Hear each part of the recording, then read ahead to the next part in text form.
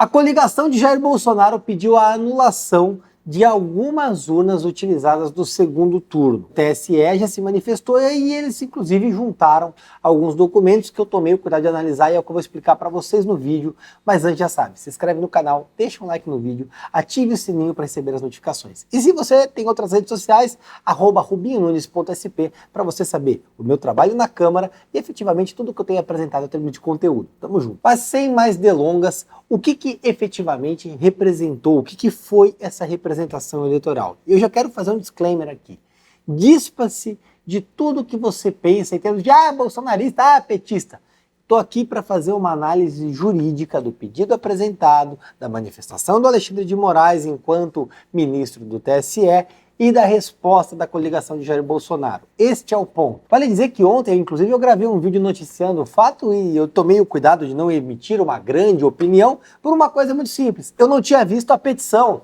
Se eu não vi a petição, se eu não vi os documentos, eu não posso fazer uma análise. Afinal de contas, seria enviesado. E se existe um problema comum no ambiente político brasileiro, é que as pessoas pegam uma manchete, constroem um raciocínio em cima da manchete, saem gravando vídeos como se fossem máxima de realidade. Isso é irresponsável, inclusive, com a população, que compartilha aquele conteúdo como se fosse uma informação densa. Análises precisam de fatos, precisam de documentos. E por isso eu esperei para levantar a petição, para levantar as provas encartadas, para então sentar aqui para bater um papo com você e explicar juridicamente, efetivamente, o que aconteceu. Ponto. Voltando aqui agora para o que interessa. A coligação de Jair Bolsonaro pediu uma investigação extraordinária, entraram com uma representação eleitoral, essa é a palavra. O que eles buscam investigar? Na realidade, o que eles acusam? Eles acusam que as urnas eleitorais anteriores ao modelo 2020 apontaram falhas e que, portanto, elas seriam anuladas. O que é isso? Por alguma falha apontada por eles, os votos computados naquelas urnas não deveriam ser considerados para fim de apuração dos votos em geral. E, portanto, aquelas urnas, aqueles votos obtidos por determinado candidato, Lula ou Bolsonaro, naquelas urnas não deveriam ser considerados para o resultado eleitoral. O que é importante deixar claro? Não há na petição nenhum apontamento da quantidade de votos específica daquelas urnas. Quanto aquilo representa em votos para o Lula ou para o Bolsonaro. E se seriam suficientes para reverter o resultado eleitoral que impôs ali a votação maior ao Lula que a Jair Bolsonaro, dando a ele a vitória.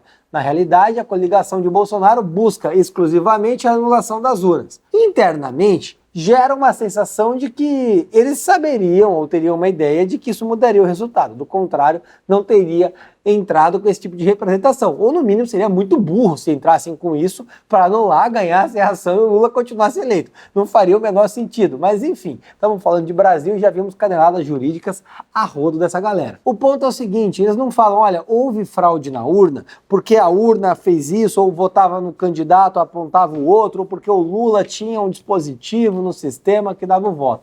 Também não apontam que na hora que coloca o chip, você tira e talvez tivesse ouvido ali, na hora de lançar o dado no sistema, alguma manipulação, algo aconteceu, um hacker, o hardware foi envolvido. E é interessante deixar isso muito claro, porque ao longo dos dias após a eleição, um monte de desinformação foi propagada. Olha, amanhã eles vão fazer uma representação. Olha, o prazo de 72 horas eles vão processar alguém. Olha, tal coisa vai acontecer. E um monte de falácias foi sendo dita e foi sendo passada dia após dia como se fosse realidade, até que culminou nessa representação feita pelo PL e pela coligação de Bolsonaro contra o Lula. O ponto é o seguinte, qual é a essência do fundamento da representação? Eles dizem que o log de urna, que é um código gerado urna a urna, que contém o diagnóstico de toda a utilização, de tudo que foi feito naquele dispositivo, naquela urna ao longo do dia, não gerou um código específico. O que é isso? Segundo eles, pelo sistema das urnas eleitorais de 2020, urna a urna gera um código, como se fosse um CPF específico, um código de vários números. E esse código seria repetido nas urnas antigas. Na prática, eles afirmam categoricamente, e eu vou abrir aqui aspas agora, porque eles dizem na petição, tá? Aqui é a defesa do Bolsonaro falando, não sou eu. Como afiançar com a segurança exigida em um processo eleitoral democrático que os eventos e as intervenções registradas nos logs de urna, sem a correta individualização, representam, de fato, os acontecimentos realizados naquele equipamento se o arquivo log de todas as urnas dos modelos de fabricação 2009, 2010, 2011, 2013 e 2015, disponibilizado pelo Tribunal Superior Eleitoral, indica como código de identificação da UE o número 67305985. O que isso quer dizer? Que todas essas urnas, modelos 2009, 2010, 11, 13 e 15, geraram o código 67305985, ou seja, segundo a defesa de Jair Bolsonaro, houve a repetição do log de urna, ou seja, do CPF da urna, para todas as urnas. E aí eles juntam ali uma série de prints de telas, segundo eles, tiradas do domicílio do TSE, onde aponta este mesmo log de urna. E aí são páginas e páginas. Enfim, eles simplesmente juntam a captura de tela. Junto disso, eles encartam como prova o feito pelo Instituto Voto Legal. Inclusive, eu vou disponibilizar o link do documento aqui abaixo para você, que se quiser dar uma olhada, clica aí no link, vai ver o que está escrito lá. São as provas juntadas no processo. Eles simplesmente se baseiam nesse log de urna. E toda a peça, tudo que foi elaborado por eles, está pautado exclusivamente no log de urna. Se de um lado isso gera estranheza, afinal de contas houve a repetição, do outro lado já salta aos olhos que não há uma evidência de fraude na urna, mas talvez no máximo de um mau funcionamento do sistema. Essa é a realidade, gente. Eu tenho que ser muito claro com vocês. O que vai ser julgado pelo TSE vai ser com base nas provas encartadas. E é importante deixar claro que a parte que alega é dada a obrigação de provar. Isso é um princípio de direito. Se você que está vendo esse vídeo fala assim, pô, o Rubinho bateu o carro no meu, você vai ter que provar que eu bati o carro no seu e que eu estava dirigindo de forma imprudente, imperita, que eu estava errado. Se você não comprovar, você perde o processo. Incumbe a defesa de Jair Bolsonaro comprovar a fraude eleitoral.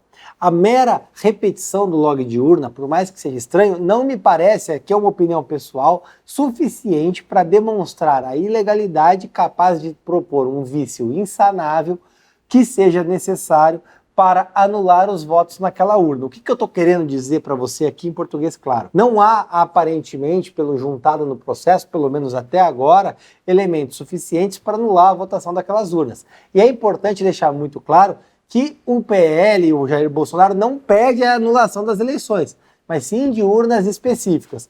E aí, o que isso me parece?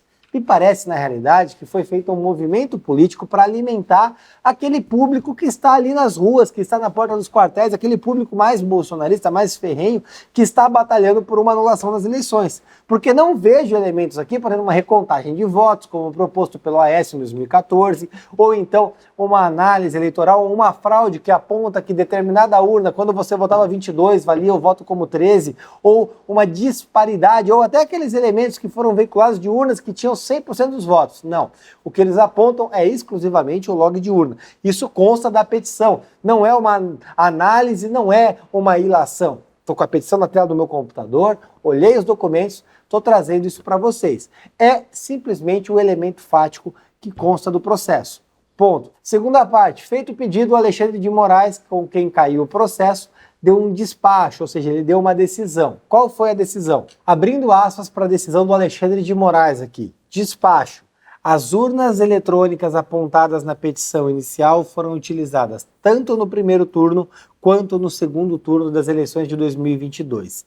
Assim, sob pena de indeferimento da inicial, deve a autora aditar a petição inicial para que o pedido abranja os turnos das eleições no prazo de 24 horas. Publique-se com urgência. Brasília, ministro Alexandre de Moraes. Vou traduzir para vocês em miúdo. Isso aqui é uma determinação do Alexandre de Moraes para que o pedido da peça inicial, daquela que eu expliquei para vocês no começo do vídeo, abranja os dois turnos das eleições. Ele alega que aqueles modelos de urna foram utilizados nos dois turnos, primeiro e segundo turno.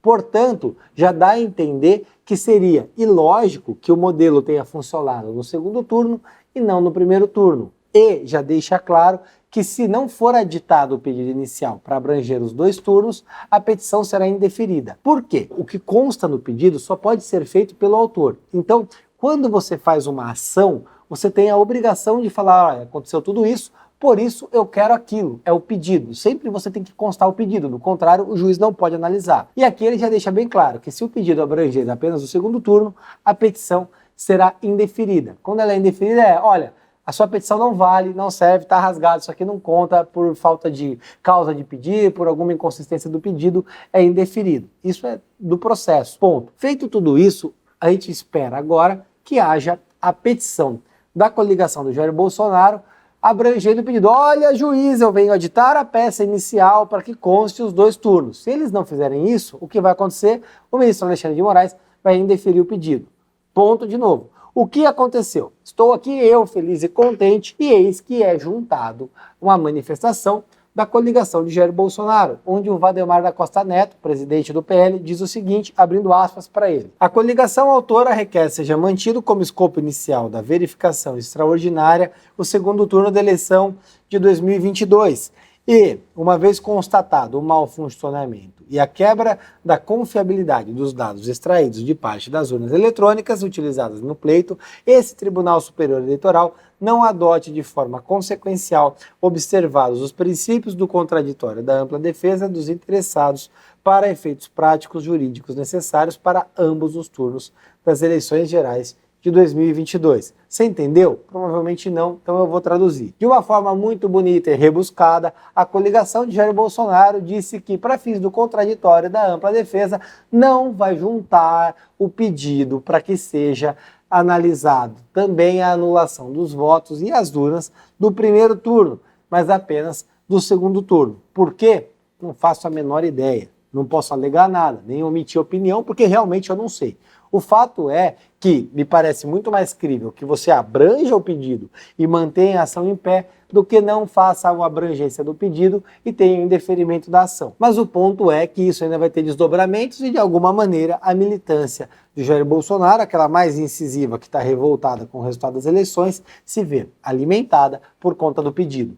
Pessoal, em tempo vocês acompanharam o vídeo, mas agora, já tarde da noite, saiu a decisão do Alexandre de Moraes. E como eu disse no vídeo, provavelmente ele indeferiria o pedido, haja vista que a coligação do Bolsonaro se recusou a incluir o primeiro turno na investigação das urnas. Resultado, Alexandre de Moraes indeferiu o pedido de investigação, mas não para por aí. Ele condenou a coligação do Jair Bolsonaro, ou seja, os partidos PL, Republicanos e PP, o Partido Progressistas, em multa por litigância de má-fé no valor de 22 milhões de reais. Diz no processo que é referente a 2% do valor da causa. Já mandou bloquear o fundo partidário de todos os partidos da coligação. Isso me causa, confesso para vocês, bastante estranheza. Primeiro porque eu nunca vi uma multa de litigância de má-fé na minha vida, nos mais de 12 anos como advogado, tão alta. E segundo porque isso naturalmente exacerba o princípio da razoabilidade. Se de um lado, como eu havia previsto pelo lado processual, haveria indeferimento, do outro lado, me parece exagerada a multa por litigância de má-fé aplicada, até porque é dado às partes recorrer ao judiciário. E se de um lado a coligação do Jair Bolsonaro errou em não incluir no primeiro turno as urnas, do outro lado, não me parece razoável uma multa por litigância de má-fé tão alta. Enfim, deve caber, ou melhor, cabem embargos de declaração. Vamos ver o deslinde de tudo isso, eu vou atualizando vocês. Tamo junto e vamos processar tudo.